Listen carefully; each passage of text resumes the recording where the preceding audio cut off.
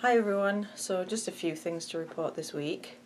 I finished off my chairs, so that was, you can't really see them here, but these white chairs that I'm sat on with they've got reupholstered seats. I've already done two about 3-4 months ago, and then the third one, because there's only three, it was a set that we found by the road.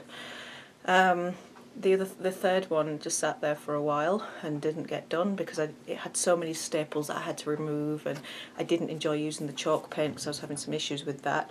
So I left it for a long time, but it came to January 1st. I decided I was going to do it, so it's had a few coats of paint. I finally put it together, and there is a blog post with a picture of all three. So that's up on my blog now. That's my last post and the first of the year. And I also have a finish. This is my Podium bag. So I mentioned last week about the Bag of the Month Club and I showed you the picture, but I can actually show you a real one now. This is by Chris W Designs. It's the first time I got to use my tags as well, which is nice. It's quite a round kind of shape. This was a little bit tricky getting the base in there, but it stands up nicely because it's got foam in the body. The flap is fleece. It's quite big, and then the inside has a zipper pocket and a few slip pockets, and also there's like a really thin one for pens. There's a little bit of support in the sides as well to help it keep its shape, and then the back has a hidden pocket for your phone in there. I've never made a bag with a pocket like this before. I was quite surprised at how it looked when it finished, because it said in the pattern about adding a detail to the pocket opening, and I was thinking, well, I don't even understand where it went. I thought it went on the inside of the bag somehow and kind of hung down. No, it doesn't. So it closes with a magnetic snap. I'm just going to close the zipper pocket there. I made a little tassel. This is the first time I had a go at making tassels. A little bit gluey, but it's not too bad. So I'm pretty pleased with it. It was quite difficult sewing through all of the layers of vinyl just at the edge here, just because I folded it just like a handle. So next time if I made one of these, what I'd probably do is cut it half the width and then just fold the sides into the middle and then not fold them again, and that would make this area easy to sew through.